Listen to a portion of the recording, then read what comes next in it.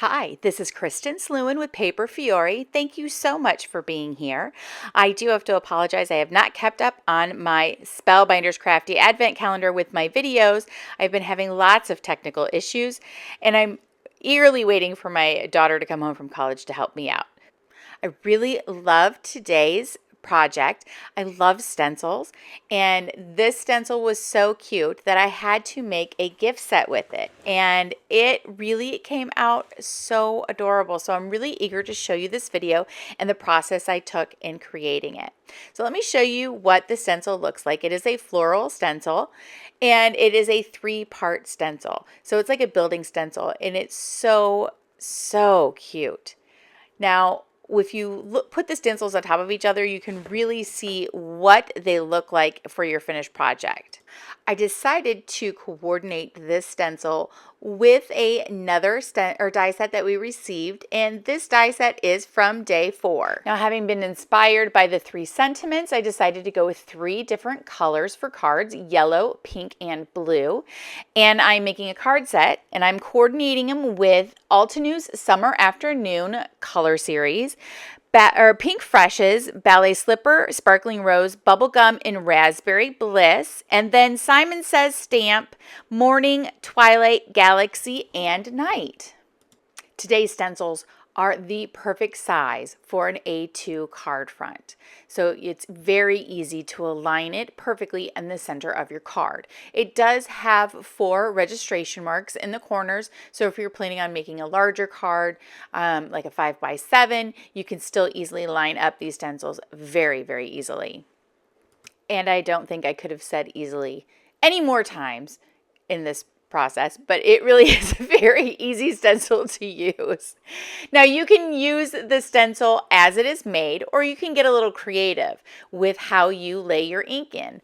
I changed it up for both of my pink and blue cards, but I'm just showing you here on the yellow one how you can just mirror the stencil, and it really makes a beautiful folky art type of image on it. I really do adore this stencil. It is just so fun, and it really did make a beautiful set of cards. Moving on to the pink card, I decided to change it up a little bit, and I used it at the horizontal, and also only partially inked up the stencil on the bottom part of the card. So it just added a little bit of a difference to the cards. Now, here's a tip that I do for all of my ink blending, is that when I'm done ink blending, I take the ink off of the stencils, off of my glass board, and I rub it onto a scrap piece of paper. It is the size of an A2 card, and I do this because I hate wasting things, so I figured that this is a great way not to waste ink, and I feel like if I just leave it on the stencil and wash it off at the end of the day, that I just wasted all that ink. So instead, I just take it off of there and rub it onto a scrap piece of paper, and then that paper at the end of the day, or at the end of the project, is filled with color that I could use to die cut, or that I could use to make an entire card front. It really is something I use quite often in my work. Now, with the blue stencil, I did the same thing with the pink, in that I eliminated parts of the stencil, and I did the 2 like we did on the yellow card, but then I also added the center flower on the side. So it filled in the card even more than the original stencil it had intended. So here it is finished with all of the color, which is absolutely gorgeous. I just really loved the blue ones. Those were my favorite, I think. And here I am finishing up that piece of paper that I had, and I'm just removing all of the ink that I have left over on my stencils and on my glass board.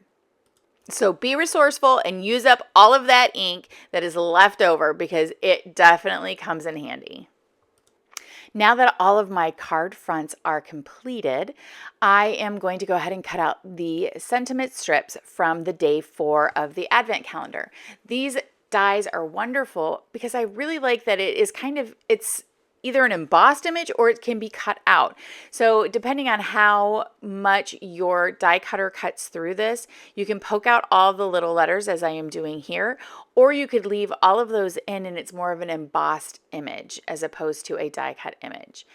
So I've decided to play up with those little banners a little bit, and I am ink blending one of them, and then I'm going to swipe across the top of it with Altenew Obsidian ink.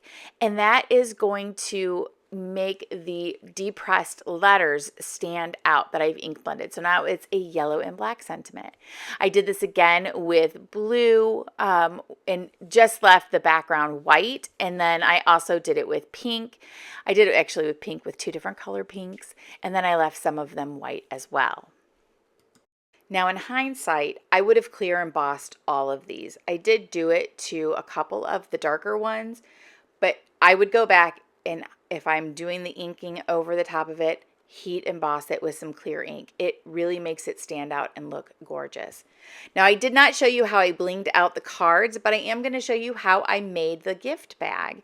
This is a gift bag, a 5x7 gift bag that I found on Amazon. It's just canvas and I inked directly onto it. Will it hold up in the rain? I doubt it. But if you probably heat set it with an iron or maybe a fixative spray, you would have that luck with it. I don't foresee that anybody's going to be walking around in the rain with the bag, but you never know, right? I decided to go ahead and embellish the bag the same way that I did my cards. And I have some white enamel dots on it as well as some iridescent sparkles. Because you know me, I am a sparkle girl through and through. Now when I photograph with these sparkles, because they're iridescent, they come out green. Look at that. Isn't that weird? But they really are yellow in real life. The pink ones do the same thing. I don't understand. But as you see here, you can see on that sentiment, I did heat emboss it. This one I did not, but the other black one I did. I regretted on that one. I think it really just made it pop out so fantastically. So these, again, I would have definitely heat embossed them with some clear heat embossing powder because it just really is gorgeous. Here is one that I did right there with the clear embossing powder over it. Just makes it pop. It's fantastic. So I want to thank you again so much for joining me today, and I will quickly be putting up more videos now that I figured out how to edit them with my new programming. Thank you so much and have a colorful day.